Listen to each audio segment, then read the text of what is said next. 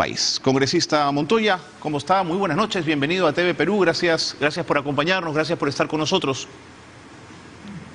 Buenas noches, Carlos, un gusto estar en su programa después de mucho tiempo.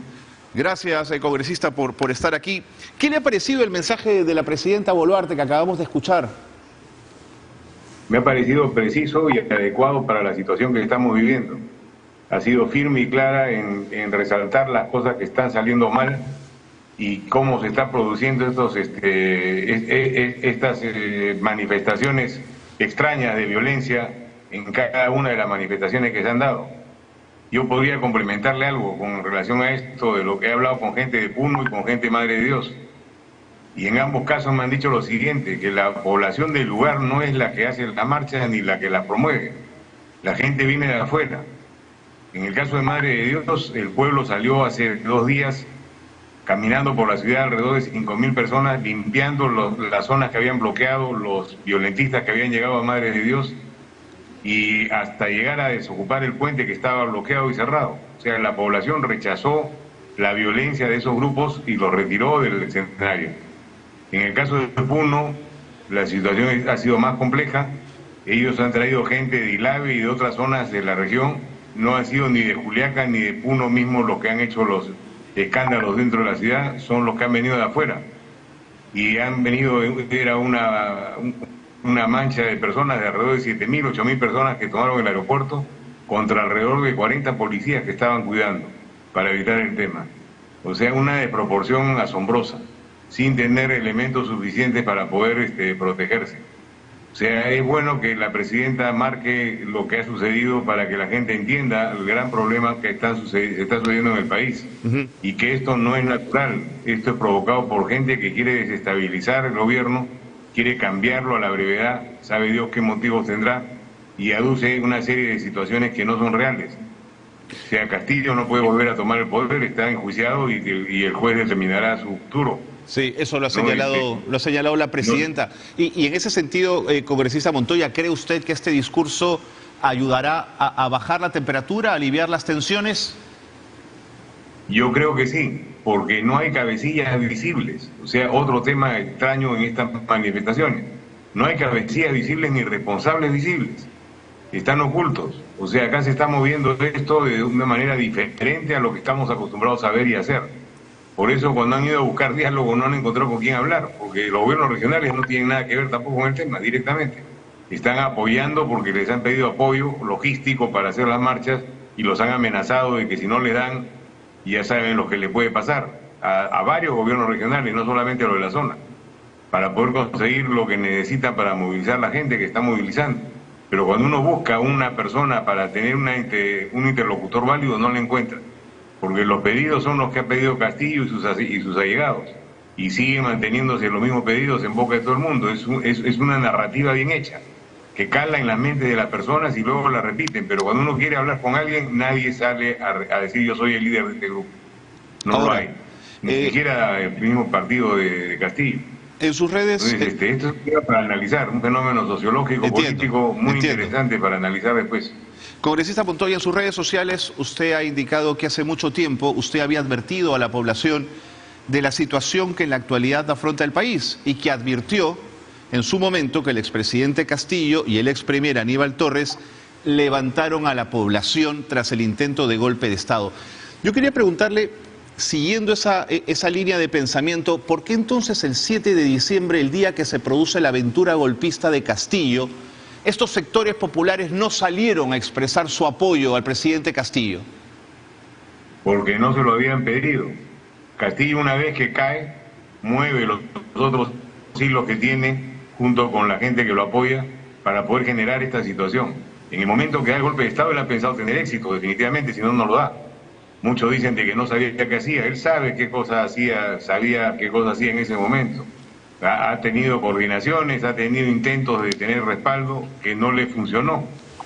Y después de que no le funcionó, ha reaccionado rápidamente. Al día siguiente, a los 2 días, empezó el problema, que fue movido por los allegados a él, sectores muy cercanos, que han permitido el levantamiento de estas cosas. Son inducidas y pagadas para funcionar, o sea, no son gratis.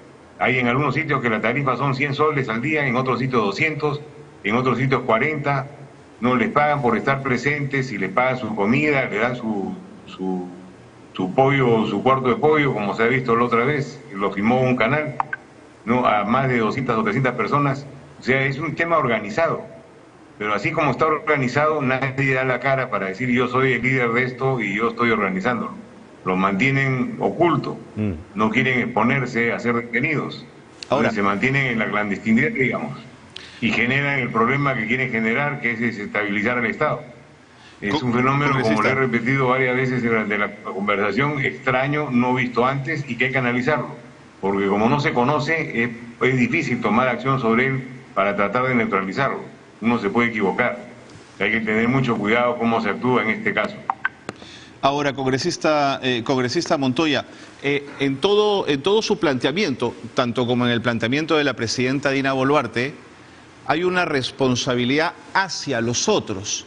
Pero en la ecuación, por lo menos en lo que le escucho hablar a usted, no hay una sola mirada a todos los errores cometidos por el Congreso de la República y que también llevaron a una situación de tensión y de, digamos, y de problemas con el Ejecutivo. Digamos, ¿cuál es la mirada al Congreso y su propia autocrítica? ¿Me podría decir a cuáles se refiere? Sí, por supuesto, al voto de confianza que rompió el equilibrio de poder, a la censura de ministros un día sí, un día no, a la interpelación continua, al no aprobar los proyectos que el Ejecutivo pedía con urgencia. A eso me refiero, a esa tensión que el Congreso también generó en su momento. Hemos sido fiscalizadores de lo que debíamos fiscalizar e interpelar cuando debíamos interpelar. La muestra está en la organización criminal que ha encontrado la Fiscalía, que nosotros la percibíamos, porque veíamos los movimientos extraños que hacía el gobierno, pero nunca hemos dejado de gobernar, nunca le hemos quitado la gobernabilidad, en todo momento lo hemos tenido. Hemos dado leyes que el gobierno no lo ha firmado y lo hemos hecho por insistencia. Hemos atendido a los sectores magisteriales, al sector de la salud, ¿no? a otros gremios que nos han pedido soporte y apoyo para solucionar sus problemas. En todo momento hemos trabajado con los pequeños, medianos y microempresarios. Tenemos mesas de trabajo con ellos de forma permanente. Trabajamos con las cámaras de comercio para tratar de reactivar el país. Estamos trabajando en un tema de reducir los regímenes tributarios con el Ministerio de Economía y Finanzas y el Ministerio de la Producción. En todo momento hemos tenido coordinaciones. No las hemos hecho públicas porque a la prensa no le interesa esas cosas. Le interesa la bulla, el escándalo, lo que es más visible, que yo lo entiendo. Esto no da rating, pero lo hacemos permanentemente. No solo la bancada, todas las bancadas tienen ese ritmo de trabajo. Cada uno trata de buscar solucionar los problemas que hay. No se imagina usted la cantidad de problemas que nos han traído los diferentes gremios de diferentes formas y cómo han estado olvidados del Estado y hemos podido recuperar esa posibilidad de ser reconocidos. No lo dudo, pero un 8% de aprobación en el sistema de pensiones, todos los que no tienen pensiones. Pero un 8% de aprobación haciendo su trabajo, no refleja esto que usted menciona, ¿no? Es otro tema. Le decía que un 8% de aprobación de una institución como el Congreso de la República no refleja lo que usted está diciendo, sino todo lo contrario. La sensación de la población de que ustedes fueron un obstáculo permanente. Hay que analizar de dónde viene eso. ¿Perdón? Hemos tenido año y medio de ataque permanente de los consejos descentralizados del presidente contra el Congreso. Permanentemente. Es un neuromarketing lo que ha hecho con la gente. Le está grabado en el cerebro que el Congreso no funciona, que el Congreso no sirve, que el Congreso es responsable de que no se aplicó la reforma agraria, cosa falsa, que el Congreso es responsable de que no se masificó el gas, cosa falsa. Todos son temas del Ejecutivo, no son del Congreso. Pero la gente no conoce y le cree al que le dice. Bueno, pero si se lo repite permanentemente, genera esa percepción de inutilidad de lo que está haciendo. Pero congresista Montoya, si me permite, independiente de los errores que se cometen y que se tratan de sancionar. Pero si me permite, y más allá de los eventos descentralizados, el Congreso de la República, si hablamos de percepción, tuvo a la prensa concentrada todo el tiempo a su lado y no pudo modificar esa percepción del 8%. No nos hemos preocupado de hacerlo, o sea, hemos trabajado en función a la coyuntura del momento. Más llama la atención una interpelación que el que estemos trabajando en una mesa de trabajo con los microempresarios de Chiclayo. O sea, a nadie le interesa qué estamos haciendo ahí, pero sí interesa la interpelación. Eso es lo que ha sucedido. Nos hemos preocupado de informar las cosas de coyuntura que eran explosivas, que llamaban la atención, y no nos hemos preocupado de decir qué estábamos haciendo en el resto del país. Si usted le pregunta a esos gremios, su resultado va a ser diferente, se lo puedo garantizar. De acuerdo. Congresista Montoya, usted nuevamente en sus redes sociales, y me parece valioso, ha lamentado las pérdidas humanas y las lesiones graves que han dejado los enfrentamientos de esta última semana. Sin embargo, no entiendo cómo se condice eso con el proyecto de ley que ha presentado usted para eliminar el principio de proporcionalidad para que los policías disparen contra protestantes cuando los superen en números y realicen acciones violentas. ¿Desde cuándo en democracia la policía tiene que disparar a la población? La policía tiene que detener a los delincuentes. La policía tiene que proteger la vida de los ciudadanos y la de ellos. Tiene que proteger los activos críticos, proteger la propiedad privada y propiedad pública. ¿Con armas de fuego? Todos los países tienen ese sistema. Nadie puede enfrentarse a una turba en condiciones de inferioridad. ¿Con armas de fuego, congresista Montoya? Manifestación buscando ser proporcionales a ellos, porque eso no funciona. Sería una locura. No se puede hacer, no se puede mandar a la muerte a la gente. Se tiene que evitar el problema y la capacidad disuasiva de las normas que se dan debe hacer que la población se aleje de ese tema y evite llegar a esa situación de conflicto. Pero hoy mismo el representante de la Comisión Interamericana de Derechos Humanos, el representante de la Comisión Interamericana de Derechos Humanos, con quien entiendo usted no se quiso reunir, ha planteado y le ha dicho al Estado: oiga, ustedes tienen tratados firmados donde se habla de la proporcionalidad en el uso de la fuerza. Es decir, un Estado democrático no le puede pedir a su policía que dispare. Yo le diría que haría yo exactamente lo que hace Estados Unidos, que es la democracia más grande del mundo. Pondría las mismas normas de ellos, que son mucho más fuertes que esa que le está mencionando usted ahora. O sea, no se puede obligar a nadie a que vaya a poner orden a la ciudad o en una turba en inferioridad de condiciones. No tiene lógica, y así estaban nuestras normas. Una proporcionalidad mal entendida. No se puede trabajar de esa forma. Si queremos tener paz y quietud en la ciudad, trabajemos como corresponde. Toda la inseguridad ciudadana se determinará cuando la policía pueda hacer uso de su fuerza.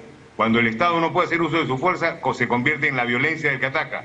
Y lo que se aprecia es la violencia del asaltante, la violencia del delincuente, la violencia del que se levanta contra la sociedad.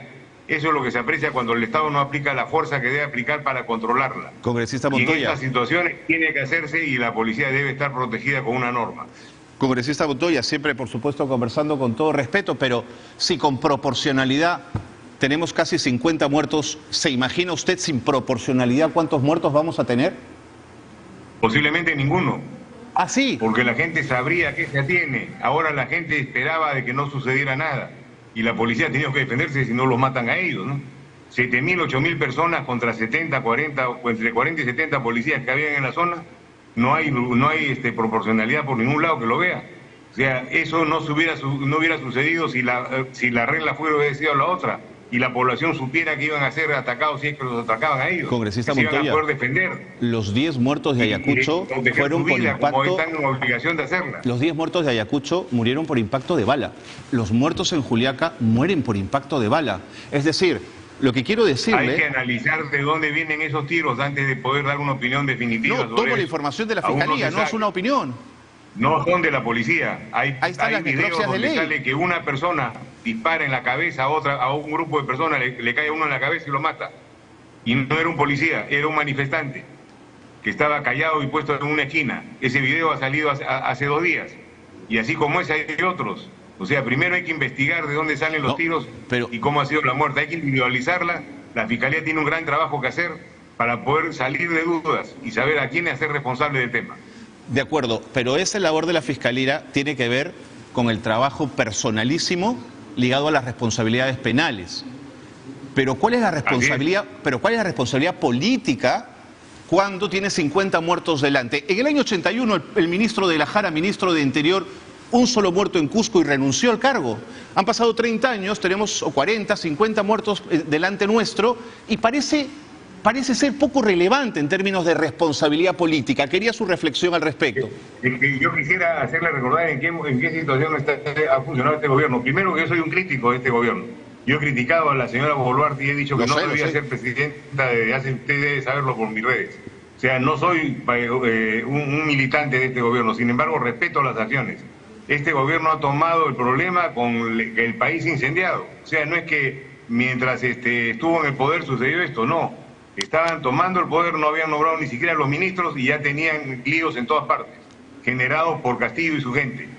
Y de ahí han tenido que tomar el buen tino de tomar las decisiones adecuadas para que las fuerzas pudieran funcionar, la policía y la Fuerza Armada pudieran funcionar y dar el estado de emergencia o lo que corresponda. Correcto. O sea, su responsabilidad es relativa en este caso, no es como la de uno que hubiera estado en el gobierno y durante su gobierno se hubieran presentado las cosas, ahí la responsabilidad es directa.